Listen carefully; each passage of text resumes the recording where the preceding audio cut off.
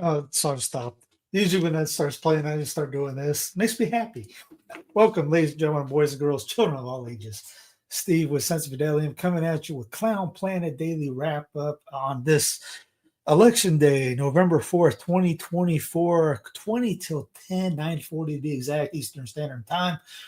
And a little late to running on this, but it is what it is. It's called Family and Life. So if anybody was banking on that 9:30, I'm sorry. Yeah, Benedicta, I know why you don't get notifications. When I schedule these out, like today, I scheduled it to 9:30. Let me get the microphone out of here. Did anybody hear any of that? So when I scheduled anything about this, it's let's say I put this together at 4 p.m. It's when I put all the links. And I scheduled it out to 9:30, thinking I'll get to this somewhere around like 7 or 8. 9:30, I wasn't thinking I was going to do it. That's why I was like, holy, I got to run in here and change the time. Life happens. So not most of the times, like yesterday, I think I scheduled it 5 minutes before I did it. So you didn't get an alert. So my apologies. Blame me. It's not YouTube. I can blame YouTube for a lot of things. That ain't it. Because I can't really schedule exactly when he's going to be because kids, life, all that junk. Not junk. You know what I mean. Let's get right to it. So there was a big drop from the Vatican today. Made a lot of Protestants happy. And Edward Fraser had a great line from this. In the DDF document released today, Cardinal Fernandez writes that, quote, when an expression requires many repeated explanations to prevent it from straying from the correct meaning, it does not serve the faith of the people of God to become unhelpful and becomes unhelpful. As Edward says, well said, but consider all the ink spilt in the recent years by those attempting to explain how Amoris Laetitia can be reconciled with Christ's teaching on divorce and St. Paul's teaching on worthiness to receive Holy Communion, how the Revised Catechism statement that the death penalty is an attack on the inviolability and dignity of a person, and Dignitas Infinitas statement that the death penalty violates the inalienable dignity of every person, regardless of the circumstances, can be reconciled with the consistent teaching of Scripture, the fathers and the doctors of the Church, and all the popes up to Benedict XVI that the death penalty is not intrinsically wrong. How blessing couples in same-sex or adulterous relationships can be licit, even though blessed unions of those kinds is not. Pope Francis has claimed that the pluralism and the diversity of all religions are willed by God, something that maybe the demon of Medjugorje would say. How human beings can, quote, possess an infinite dignity, even that on the most natural reading of that expression, only God can have such dignity. And so on for other statements coming from the Pope or the Vatican during Francis' pontificate. Even if we suppose, for the sake of argument, that all these statements can be reconciled with traditional teaching, it takes a lot of work to do so, a lot of gymnastics, much more work than should ever be necessary with a statement coming from a Pope or from the DDF. So while the Cardinal's point is well taken, I wish it were applied consistently. Yes. Good post on that. And yeah, just one of those things. I'm not going to get into the document itself. Everyone and their brother has probably done a video on it. Go watch one of them on that. But yeah, it's I've already had comments on videos of the co-redemptrix media actress, the co-redemptrix videos. I've already had comments talking, hey, the Rome just took this out. I go, it's one of those sighs. So yeah, it's almost like everybody, the haters were waiting to say something. I don't know if they had some inside info or what, but yeah, all the Protestants online, and you can see them. They're legion, they're doing a jig in the street right now. They're like the dancing Israelis on 9/11. All right, let's go to local areas. At least 3 dead, 11 injured in UPS plane crash in Kentucky outside Louisville. And governor says numbers likely to grow. This happened a little bit ago. I just saw on the local news, about a half hour ago. So if you had no idea, this just happened literally within the hour. A UPS cargo plane crashed and exploded in a massive fireball Tuesday night while taking off from the company's global aviation hub in Louisville, Kentucky, killing at least 3 people and injuring 11, numbers that were likely to grow, the state's governor said. The plane crashed around 5:15 p.m. as it was departing for Honolulu from UPS World Port. Okay, so no, it did not. It sounded like about. Oh yeah, I forgot. My apologies. I don't have cable, so when I turn on live TV, it's the 6 o'clock news and it's 9 o'clock. So they won't sub in till 10 o'clock again. So I was 3 hours behind. My apologies. The plane crashed around 5:15, was departing from Honolulu from UPS Muhammad Ali International Airport. I forgot about that. The Louisville named it Muhammad Ali International Airport. Right now, we have at least 3 fatalities, though I believe the number is going to get larger. And they got apparently shelter in place because of all the smoke from it. Anybody who's seen the images, the video, knows how violent this crash is. He says he doesn't know the status of the 3 crew members aboard the plane. But yeah, if you turn on the regular news or anything like that, you'll see it's nasty. Greco Oscar and Apache, pray for those guys' souls and the families of them too. In other death news, yes, amen. Eternal rest granted. This is a perfect time to pray for souls. There you go. And in the pray for your enemies folder, the thing, Dick Cheney died today. The war criminal himself, the architect of endless wars, helped kill our faith in leaders as responsible statecraft has posted here. Bush's vice president, who died today, was probably the most powerful veep in history, but at America's expense. Here's CNN. Dick Cheney, influential Republican vice president of Bush, dies. And I had one on AndyWar.com. No, maybe that was Andy War's. Maybe he was sharing that one. Yeah. Trump administration tells Congress war law. Try again. Trump administration tells Congress war law doesn't apply to cartel strikes. Translation. Trump just told Congress he can do whatever he wants and doesn't need to because it's cartel strikes. So he's making up the target, making up his own rules, violating the Constitution, which all these guys have since Roosevelt. I mean, Roosevelt wanted to have something. Well, shoot, even before that, but declarations of war at least. Roosevelt needed Pearl Harbor to happen so he could get us into World War II. Wilson needed the Lusitania to go down so that he can get us in World War One. Bay of Pigs, you name it, you go down the list. They all needed a false flag to go down or something happens to get us in. And then the recent ones just said, the heck with it, let's just go. And so Bush, Obama, Clinton, all those guys, they didn't care about doing it anyway. So I'm surprised Trump even said anything. But yeah, he's another violator. He should get impeached, but no one cares. No one's going to do it because they all love war. So Trump weighs options and risks for attacks on Venezuela. President Trump has yet to make a decision, but his advisors are pressing a range of objectives from attacking drug cartels to seizing oil fields to try to justify ousting Nicolas Maduro.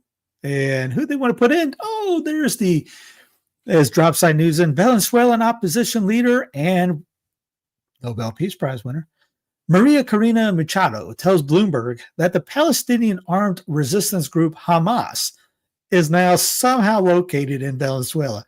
She welcomes Trump's recent military escalation and blames all extrajudicial killings on Maduro. Isn't that something? Commie Central comes up. The 2025 Nobel Peace Prize winner Maria Corina Machado is now saying Hamas is in Venezuela as an argument for U.S. invasion. Great googly moogly.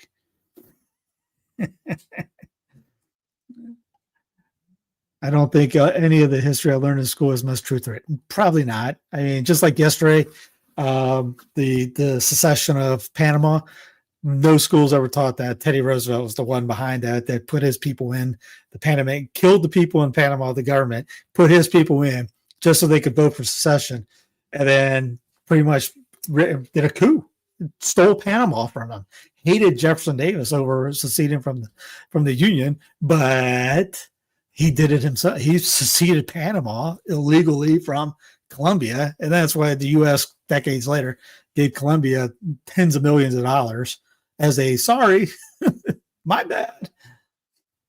But yeah, most of the stuff you learn in school is, might as well unlearn it.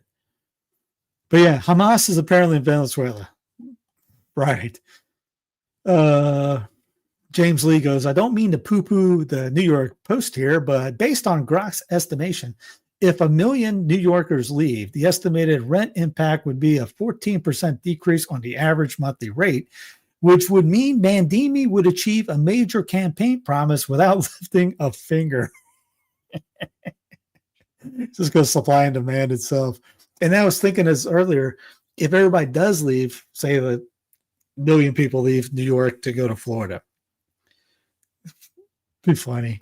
And then after a while, they can't take Florida anymore, so they move out. You thought people are gonna screw the economy up all over the place because of this. If they stick to their guns and leave, I don't know if they'll leave or not. Here's Dr. Ron Paul talking about a disgrace. Trump to host a former Al-Qaeda leader at the White House. So you remember about a month ago, you had, was it Petraeus?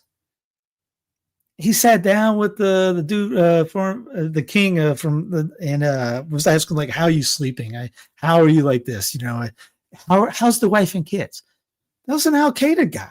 And when it came out, everybody that worked in the military went, what are you guys doing? You guys sent us to die because of this guy, and now you're giving him jujubes and rolling out the red carpet and rubbing his feet. Trump is having him over for lunch.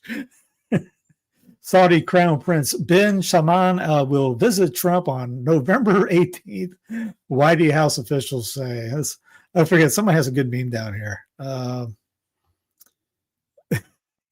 No, I thought it was, but maybe it's the next one. Yeah, keep your friends close, keep your enemies closer. Somebody had a great one. I can't remember what it is. Yeah, he's coming over on November 18th. Al-Qaeda. He's Al-Qaeda. Remember, he was supposed to, the news says that's the enemy. Al-Qaeda is what the U.S. CIA created. So he's technically an asset, probably lives down the street from them, all that. And if you don't believe me, here you go. Let me go. Orbit report. What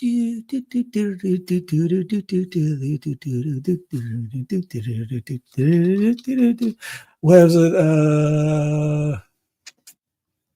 History of false flags. Where is it at?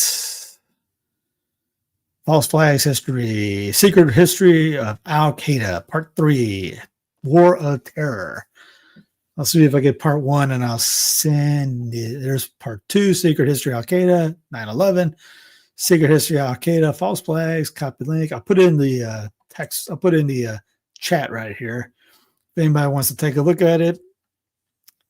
And you talk about eye-opening that your local media is not going to bring up on you. This 3-part episode is a tremendous 3-part thing. Is this... Maybe this is the whole thing. I'll see if this is all 3 of them right here. No, it doesn't have. Yeah, this is all 3. Maybe. No, this is just part 1 of the whole thing. Well, I'll put the whole thing here. Yeah, I think this is the whole thing. In the chat. So if anybody wants to watch that, share it around. Get your popcorn ready. Here's Israelis say they will never visit New York City. New York City. Nope, New York City, since if Mandimi wins and becomes mayor. One thing is said is Mandimi apparently said if he becomes mayor, he would arrest Benjamin Netanyahu if he traveled New York. By the way, here's Orthodox Jews. Listen to a Jews tell us we should support Zohran Mandimi. If Mandimi loses, Zionism will win. If all New Yorkers want to fight against Zionism and save their city from falling into the hands of Israel, they should vote for Mandimi. So everyone's saying the Jews are against Mandimi. These are the same guys that are against all the Zionists. And the Zionists hate him. I'm not saying Mandimi is a good dude. Or especially, I'm not, obviously not the commie part and obviously the Islamic part, but really, The Cuomo was going around here. Here's Cuomo right here apologizing for overseeing the deaths in nursing homes during the Rona. Wow, how many 5 years ago people have forgot it. Pleads for Republicans vote for mayor. I apologize for any family that lost a loved one. It was on my watch. I understand how terrible it was. If he was sincere, day one, he should have came out and apologized for killing all the grandmas during those times or doing all that during the. They knew it was a scam. They knew, we knew that most of the people knew, and they were laughing at us during that time. And now 5 years later, he's like, please vote for me. I'm sorry I killed everyone. It was on my. There's forgiveness. There's also forgiveness, and he should be thrown in alligator Alcatraz along with everyone else during that scam that did any evil to everyone out there. There was a ton of people on that. There's a lot of apologies that have not been made during all that. They shut you down, lied to you, and scared everyone. If there's a book, what is the name of it? State of Fear is written by a guy, somebody in the United Kingdom, and he talked about. I remember one story about this guy who'd go from work and he would disrobe before he got into the house, afraid that he was going to kill his family, just because of being outside. A friend of mine here, their kid, and they were brain surgeons. Their kids would spray the mail before it came in out. That's the level. I remember picking up a sub on the way home. I worked at Tan Books for a year, and there was an Italian joint nearby, and I picked up a sub on the way home. This lady looked like she just got out of the ER, puffed up, asked me if I wanted this, spray on my hands because I'm dressed, just wearing like this, just driving home. Goes, do you need some disinfectant? You want antibacterial to rub on? I go, no, I'm good. I don't use any of that. Anyways. No, I'm good. She goes, I'll see you at your funeral. What is wrong with you people? But hey, vote for me because we don't want, again, what was one of the things that Mandi did? Tucker brings it up. Do I have the clip on that? I don't think I do. Tucker brings it up saying that what's the one thing that Mandi said? I will take care of New York City. Cuomo and everyone else on that panel talked about Israel. Showed you a couple of days ago. He had posters about Israel. These are all Zionists. Is Mandi good? No. I don't know how he's going to. I don't live there, one, so I really don't care. And two, who knows how he's going to rule? Or it's mayor of New York. The place has been garbage for how long? It's just one commie for another commie. Here's Last American Vagabond going below. Here's how stupid they think we are. He has the secret history of Al-Qaeda link too. Sarah Adams. ISIS is threatening New York City. New York City? Yeah, New York City today. If you think appeasing terrorists will make them stop, you clearly haven't gotten the memo. Okay, whatever. Yeah. Trump this morning reaffirms his endorsement of Andrew Cuomo for New York City's mayor race. You must vote for him. Hey, he's the father of the jab. He was the one that closed everything down too. They're both on the same team on that aspect. So why is he not going to look after his boy? Here's by the way, all these links are in the show notes right underneath this video. Click it there. I got the link. Go ahead and check out all this stuff right here. Anyways, Mandi wins New York City. New York City. He wins the New York City mayor election. Pretty much anybody that was gambling would have bet on him easily. 34-year-old Democratic socialist, just like Bernie Sanders, defeated an independent former governor Andrew Cuomo and Republican nominee Curtis Sliwa for the seat. It was a stunning win from a campaign that catapulted from near obscurity to nationwide phenomena. To say what I don't know if they have any. In Virginia, Abigail Spanberger beat Winsome Earl Sears, Abigail, the white lady that had Barack on her back, and Winsome, the black lady who had nobody backing her up.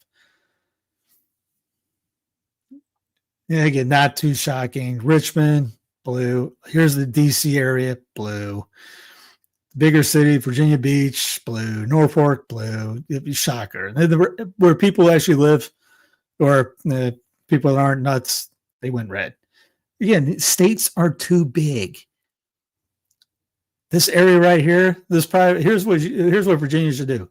From county and Richmond, what county is Richmond? Henrico, all the way down to Virginia Beach County, and take Brunswick to there. That whole section can be its own state, and the rest you could probably make 3 states out of that. New Jersey governor results. Here's Cheryl. She beats Jack Terrera pretty handily. Vic almost got 10,000, almost got 0.4%. How's it look here? Again, color me shocked, trending, all that. So, I mean, New Jersey too. That needs to be split up too. But you're kind of messed up on that. You're not going to be able to do much. Flip over unless these two counties break off. See, 449 votes. 100. So between those 2 counties, there were, let's see, 300,000 and another almost 600,000. Yeah, those 2 could be their own state easily. These ones wouldn't be able to do much. I don't know how many people live there total, but they didn't get a lot of votes there. Yeah. Hashmi, is that it? Wins Virginia lieutenant governor's race, will be the first Muslim woman in statewide office. State Senator Ghazala Hashmi defeated conservative talk show host John Reed in the Virginia lieutenant governor's race on Tuesday, becoming the first Indian person to hold statewide office in the Commonwealth and the first Muslim woman to win a statewide race in these United States. The guy was a talk show host. You should think he'd have his own, a little bit better turnout base or something. And again, if anybody's asked, just like this, local and state, gotta think local and state. Ain't no Catholics running. The Muslims are running. Everyone gets mad about Muslims running. All right, where's the Catholics at? We got any Catholics in Virginia? There's plenty of traditional parishes in Virginia. Where's anybody out running? You tell me not one? Couldn't find one to run for lieutenant governor? Couldn't find one to run for a governor instead? You don't think all the churches would get behind them if they did that? Oh, you're going to worry about the 501c. Oh, yeah, well, let's take our spine and put it over in the corner. If you guys are upset about any of the voting, anything like that, we got to get people off their keisters and into the game. So we got another election coming up next year, depending on what states doing the gubernatorials, mayors, things like that. But again, it's easier to complain than it is to run. Mystery deepens over special forces soldier who blew up Cybertruck outside the Trump Vegas hotel. Remember that one? China backs Venezuela. Trump hints Maduro's end is near. His end is at hand as tensions escalate. I'll worry about nuclear war here before we get to the next election, probably. Dropside news breaking: Israel moves to legalize state executions of Palestinians. Yay, go Israel, peace people. Israel's National Security Committee has approved a bill mandating the death penalty for any Palestinian convicted of killing an Israeli, clearing it for a first Knesset vote. The bill bans commutation of the sentence. Netanyahu's hostage coordinator, Gail Hirsch, reversed his opposition, saying reality has changed. After captives were freed, he had earlier warned it would endanger their lives. So death penalty is okay for Israel. ICE detains U.S. citizen for 7 hours after she photographed agents in Oregon. So apparently you're not allowed to do anything, even look at ICE agents, or you go into the paddy wagon. But hey, remember Christy Nome saying, no U.S. citizens have been arrested. Oh, yeah. Houston area ICE officer pleads guilty to abusing migrant detainee. Detention officer accused of abusing a detainee at the ICE holding facility in Montgomery County, blah, blah, blah. Charles Singery, 66, was arrested in May and charged with a felony of deprivation of rights under color of law. Again, the way people were working at this thing, We're losing our humanity over this. DHS proposes biometrics expansion for immigrants, dropping age restrictions and requiring biometrics from some U.S. citizens. Yay. New proposal will allow CBP and ICE to collect biometrics from children under the age of 14. The Department of Homeland Security is looking to ratchet up its collection of biometrics in the immigration system. And if we get some citizens, collateral damage. Under a rule proposed Monday, the department would set up a biometric identity system to track people throughout the immigration life cycle. The new regulation would expand who DHS can require biometrics from, including U.S. citizens as well as children, and what types of biometrics it can collect. Specifically, it centers on U.S. citizen and immigration services, which already collect some biometrics, like a face photo or fingerprint when people apply for certain immigration benefits, like temporary resident status. Now, DHS wants to set up a system to require biometrics from any person filing for any immigration benefit, as well as people associated with the application, a category DHS could include U.S. citizens. So don't worry, they'll expand that easily. Laura Loomer has officially joined the Pentagon Press Corps. As Vagabond goes, winning facepalm. U.S. Space Force to use 3 weapons to jam Chinese satellites via remote control. Again, if you just want to get your news from Fox or something like that, just make sure when you come on and you watch this, you're going to hear some stuff that you're like, what in the world?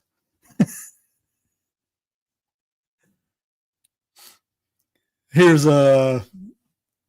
Mark, the Great One, Levin at a Republican Jewish coalition. He went on a rant and a half the other day on this. He goes, "You're darn right. We're going to cancel them and deplatform them too." He was going after all kinds of podcasters, Tucker especially, and these guys. Anybody that dared call out Israel, most favored nation. Derek Rose is doing. I got sidetracked. I saw Bros down there. Facial rec threatens privacy and liberty. He's running a show right now too. Trump suggests U.S. won't pay any SNAP benefits during shutdown, contradicting court filing. Once the future king, President DJT, suggested that these United States would not pay any SNAP benefits during the government shutdown. Oh, snap. The Trump administration on Monday told a Rhode Island federal judge it would pay about half of the cost of the food stamp program in November. About 42 million people, blah, blah, blah, blah, blah, blah. He said on Tuesday now, suggested that they won't do anything, contradicting a court filing a day earlier by his administration. Trump on Tuesday said on a Truth Social post, SNAP benefits, which increased by billions and billions of dollars, manyfold, during crooked Joe Brandon's disastrous term in office. You always got to throw that in. Due to the fact that they were haphazardly handed to anyone for the asking, as opposed to just those in need, which is the purpose of SNAP. We will be given only to the radical left Democrats open up government, which they can easily do and not before. I hope they don't. I hope someone forgets the key. It's been that long since they open the doors. But again, it's open. They're getting paid. Bombs are still dropping. Speaking of bombs, let's check out bomb drops. Antiwar.com. Gaza. U.S. wants international enforcement force. Really? Israeli fire in South Gaza kills 3 Palestinians. Turkey says Israel must stop ceasefire violations. Israel arrests ex-IDF lawyer who leaked Tillman rape video. U.S. prepping anti-cartel campaign in Mexico. Venezuela's no pride. We already mentioned that. Israeli troops advance into southwest Syria. Syria's former Al-Qaeda leader turned president to visit the White House. Israel strikes, killed 2 in southern Lebanon. Ayatollah Iran cannot talk with U.S. while it backs Israel. UK supplies Ukraine with more storm shadows. Zelensky says Ukraine received more Patriot missiles. Dick Cheney, architect of endless war, dead at 84. AI drones used in Gaza, surveilling U.S. cities, and the famine gripping 2 regions of war-torn Sudan. And a partridge in a pear tree. Department of Transportation might be forced to shut down some airspace next week. That'll make some people fun. You will see mass chaos. Transportation, Sean Duffy said. Nearly 50% of all major air traffic control facilities face staffing shortages, according to the FAA. Privatize it, baby. Threat grounds flights. Chaos across America as bomb threat halts all flights in and out of D.C. Tokenization. BlackRock's Larry Fink says, quote, we're at the beginning of the tokenization of all assets. Promotes necessity of digital ID to form a social credit score. Quote, some merchants who rely more on cashless payments with detailed and traceable paper trails get better access to working capital loans. In effect, digital footprints are the new credit scores.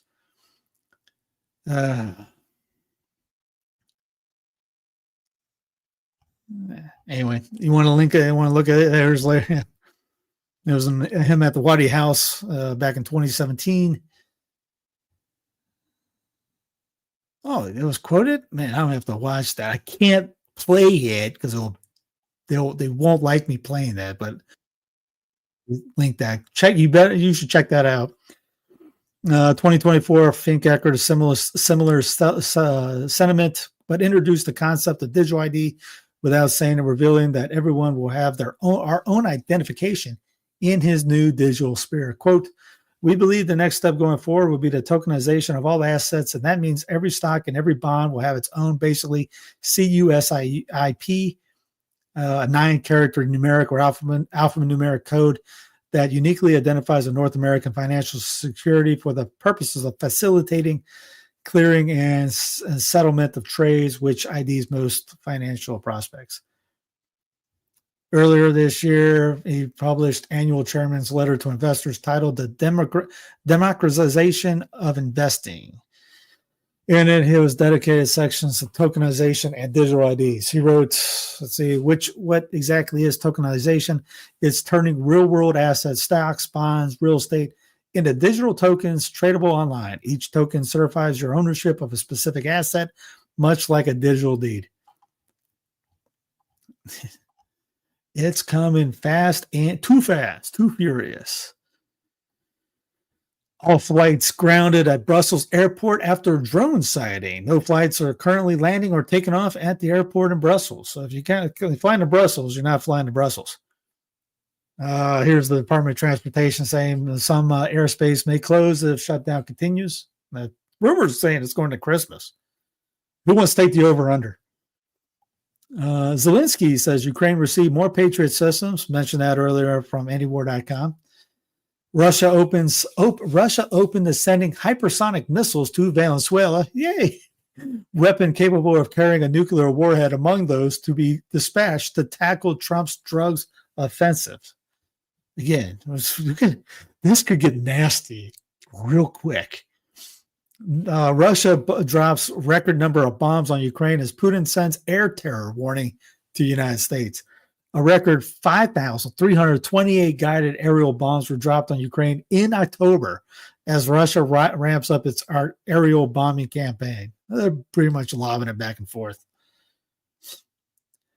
No more excuses. Ukraine's army is full of neo-Nazis. Zelensky's official page just posted him standing beside a banner featuring the SS lightning bolts and shaking hands with soldiers whose uniforms display clear SS insignia. That's the Azov Battalion, if you're not knowing what that is. What did I have this here? Oh, yeah, Tom Brady says his dog is a clone of a family's previous pet. The dude cloned his own dog, apparently.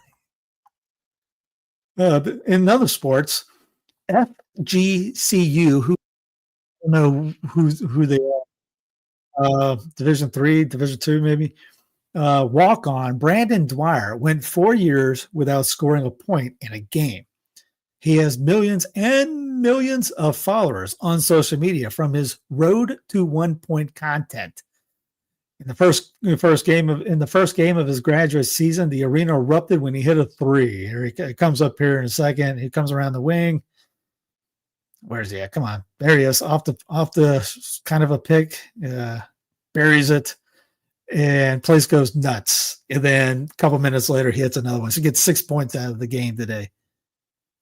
And I came off the bench. I had 2 knee surgeries in June, between my freshman and sophomore year, and I didn't get cleared till January to play. And so I know that feeling. But I was also one of the guys called me, gave me a nickname, which was, I come in as instant offense. We were scoring. So I don't know what division this guy was in. Good shot, though. This day in history, November 4th, 1995, Robin was assassinated. He was a Nobel Peace Prize winner in 94. Okay. Israeli Prime Minister. Yeah. 2008, Democrat politician Barack Hussein Obama became the first African-American kind of president to elect the president of the United States. 2001, the first film adaptations of Harry Potter premiered in London. 1980, conservative Ronald Reagan was elected the 40th president of the United States, and they immediately put a deep stater in as VP. 1979, a hostage crisis in Iran began as the U.S. embassy in Tehran was seized. 1964, UNESCO was officially established as a constitution entered into force. We'll just go on. 1924, American politician Nellie Rose became the first woman to be elected governor of a U.S. state, Wyoming. 1922, British archaeologist Howard Carter, there's probably about 5 people in Wyoming at the time. They ran out of people to run for governor. 1908, British scientist Joseph Ratblot, leading critic of nuclear weapons who jointly won the 1995 Nobel Peace Prize, was born. 1842, future U.S. President Abraham Lincoln married Mary Todd. 1791, what became known as St. Clair's defeat, U.S. General Arthur St. Clair was beaten by the British-supported Northwest Indian Confederation.